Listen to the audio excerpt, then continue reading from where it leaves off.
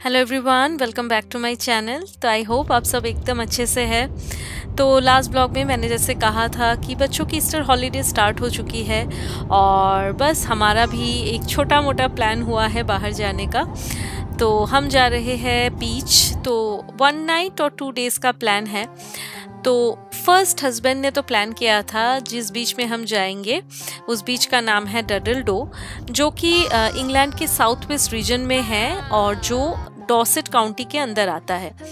लेकिन बाद में हमें पता चला कि वहाँ पे बच्चों को लेके जाना थोड़ा सा टफ होगा। तो इसलिए क्योंकि ये बीच जो है ये नेचुरल लाइमस्टोन आर्क है, जो कि मतलब विजिटर्स में काफ़ी पॉपुलर स्पॉट है। तो वही बच्चों के लिए थोड़ा सा इनकन्वीनियंट होगा और थोड़ा सा अनसेफ होगा, मतलब 3-4 साल के कम उम्र के बच्चों के साथ। तो इसलिए उस प्लान को ड्रॉप किया है। और तो उसके बाद हमें एक ऑल्टरनेटिव बीच के बारे में पता चली है जिसका नाम है लावेथ कोव, जो कि बिल्कुल डडल डो के एकदम नेक्स्ट डोर नेबर आप बोल सकते हो। तो वहाँ पे बच्चों के साथ जा सकते हैं, कोई प्रॉब्लम नहीं है। और आप यहाँ पे देख सकते हो कि ये जो येलो फ्लावर्स है हमने फर्स्ट टाइम ही देखा है, यहीं पे देखा है। हमारे यहाँ पे तो ये फ्लावर हमने देखा नहीं। इतनी ज़्यादा खूबसूरत लग रही थी और काफ़ी मतलब बहुत दूर दूर तक ये फैले हुए थे। जैसे लग रहा था कोई येलो चादर से ढका हुआ है वो जगह। बहुत खूबसूरत लग रही थी। और अभी बस धीरे धीरे हम बीच की तरफ पहुंच ही रहे हैं। और जितने हम बीच के करीब जा रहे थे उतनी ज़्यादा जो ब्यूटी है उतनी निखर के आ रही थी। ये जो घर है आप देख पा रहे हो, स्टोन्स के बने हुए हैं।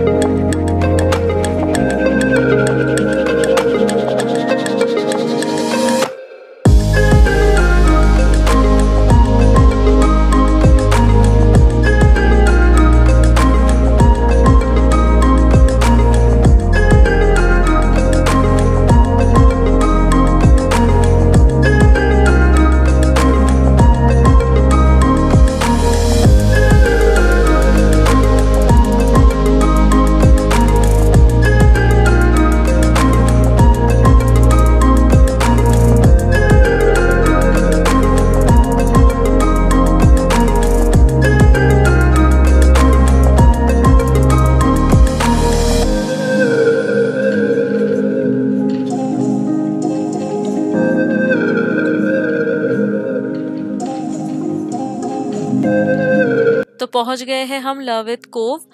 और इसकी जो स्ट्रक्चर है आप देख सकते हो, एक सर्कुलर स्ट्रक्चर है। ये एक्चुअली बीच कम लेकिन वाटर एरिया ज़्यादा है, जहाँ पे थोड़ी बहुत वाटर राइड्स होती है, स्विमिंग करते हैं। और यहाँ पे काफ़ी लोग कयाकिंग करके मतलब रिटर्न आ रहे हैं। तो वही बस हम खड़े होके देख रहे थे और थोड़ी क्लिप्स भी मैंने ली। और यहाँ से जो मैं पहले बोल रही थी डडल डो बीच बहुत ही करीब है, तो यहाँ से भी बोट राइड होती है। यहाँ से बोट राइड करके डडल डो तक जाया जा सकता है। तो हमने भी सोचा था कि हम बोट राइड करेंगे, लेकिन उस टाइम तक मतलब थोड़ा सा इवनिंग भी हो चुका था और हवा चल रही थी, साथ में यशी थी। तो इसलिए फिर हमने सोचा कि नहीं, इस टाइम पे और बोट राइड नहीं। थोड़ी देर वहाँ पे हम रुके, 20-25 मिनट्स तक हम रुके, बैठे नहीं ज़्यादा, बस घूमे। और उसके बाद हम हमारे होटल वापस चले आए। तो हमारी जो होटल थी वो यहाँ से 40-45 मिनट्स के डिस्टेंस में थी। तो उस दिन तो हम कहीं और नहीं गए, बस होटल में ही रुके, रेस्ट लिया। और नेक्स्ट डे हमारे और एक बीच का प्लान था, तो जिस बीच का नाम है बोनमैथ।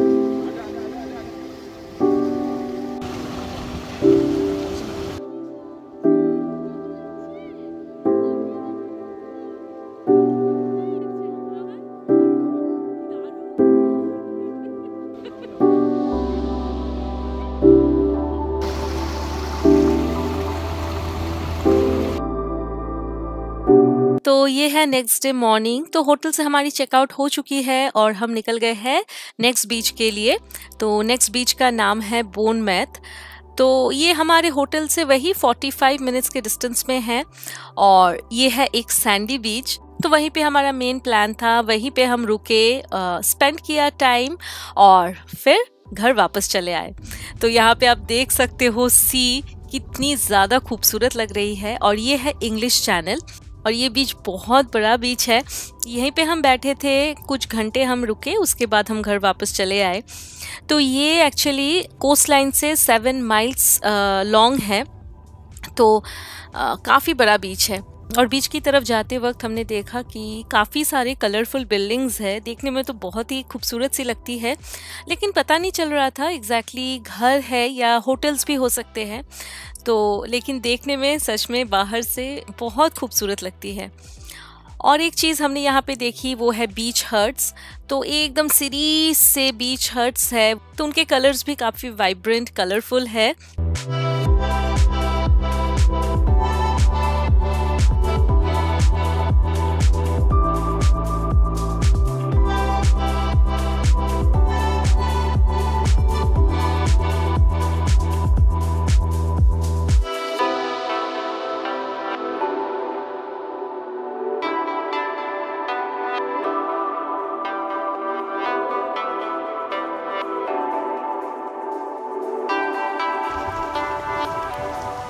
तो बीच हट्स को रेंट में लिया जाता है और ये नॉर्मली एक शेल्टर के हिसाब से यूज़ होती है।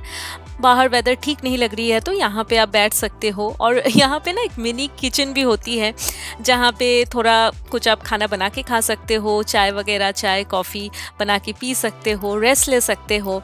एक चेंजिंग रूम के हिसाब से भी यूज़ किया जाता है, अपनी चीज़ों को रखने के लिए यूज़ किया जाता है। तो मल्टीपल यूज़ है इसका और देखने में भी बहुत ही क्यूट सा है और कलर कॉम्बिनेशंस इतने अच्छे लग रहे थे। एकदम लाइन से सारे बीच हट्स थे और ओवरनाइट के लिए भी रेंट ले सकते हैं।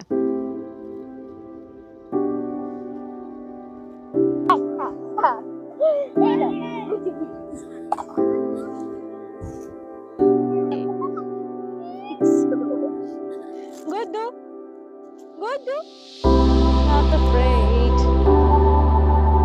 One step, two step, three step forward. One step, two step, three step, stop. तो ये है सेकंड बीच। फाइनली हम आ गए हैं। कल से मेरा डायरेक्टली फ़ोन पे बात करना हुआ ही नहीं, तो वेलकम बैक फ्रेंड्स। तो होटल से हमारी चेकआउट हो चुकी है और बस अभी आए हैं हम। ये हमारा सेकंड बीच है। इस बीच का नाम है बोर्नमथ। तो ये काफ़ी बड़ा बीच है। कल जिसमें गए थे मतलब वो छोटा था, वो पेबल बीच थी और थोड़ी सी मतलब उस टाइम पे ऑलमोस्ट 4:15 हो रही थी, तो ज़्यादा देर तक हम नहीं रुके। तो वेदर भी थोड़ा सा मतलब विंडी हो रहा था, तो कुछ देर तक रुके, 20-25 मिनट्स रुक के फिर हम चले आए।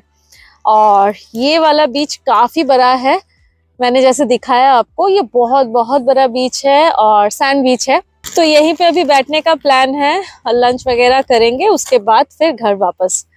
और वहां पे है पियर, मैं दिखाती हूँ, वो देखिए, ये है पियर। ये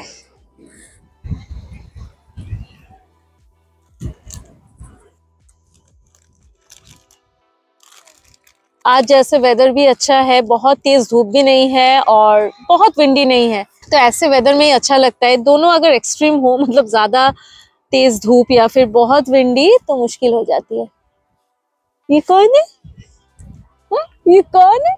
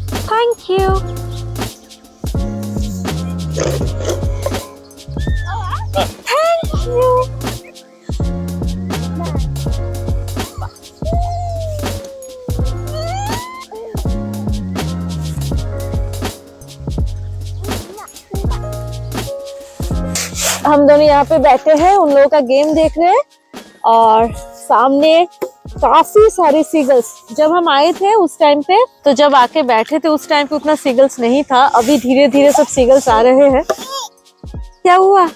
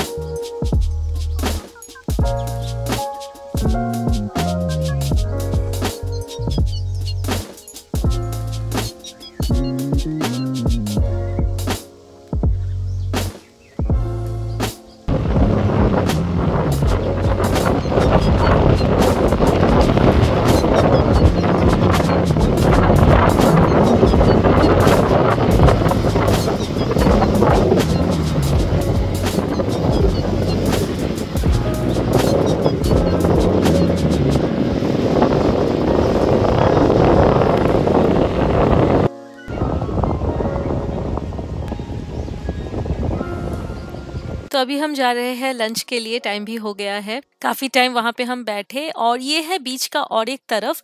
जहाँ पे हम बैठे थे वो जगह थोड़ी शांत थी, लेकिन ये जगह काफ़ी हैपनिंग है, क्राउडेड भी थी। तो बीच में जब रोहन और उसके पापा खेल रहे थे तो यशी को लेके मैं वॉक कर रही थी थोड़ा सा, तभी मैं देख के गई थी कि क्या क्या है इस जगह पे।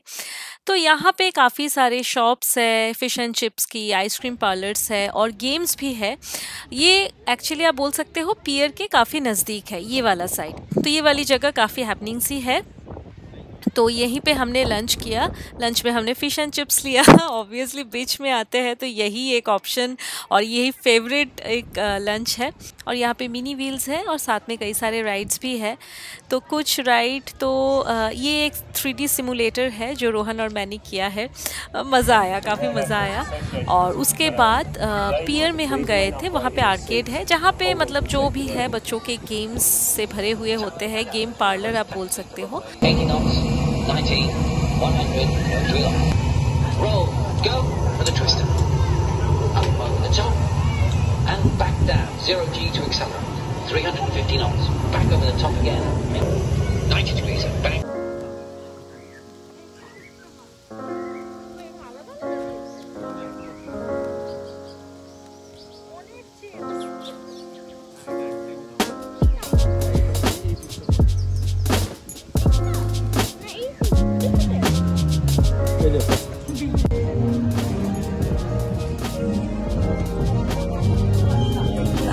Welcome to the Royal Air Force Association's Red Arrows Flight Simulator. Today you will be flying the Royal Air Force Aerobatic in the display. So please remain upright in your seat, hold on tight, and welcome to our world. Tower Red Arrows request taxi for 100, drill. Up over the top and back down. 0G to accelerate. 350 knots. Back over the top again. Maintain the navigation. Rolling down, ready to stay.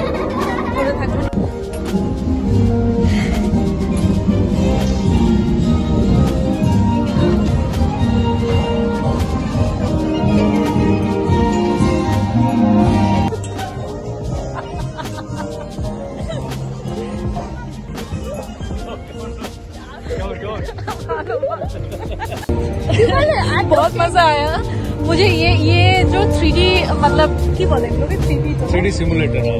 हाँ, तो ये हमारे कोलकाता में भी एक है, science city में। बहुत बहुत मजा आता है, टाइम मशीन। तो अच्छा लगा, कैसा लगा रोहन? Very nice. मजा आया। चलो अभी तो जाने का टाइम हो गया है। नहीं, अभी शायद पियर में थोड़ा सा जाएंगे, देखते हैं।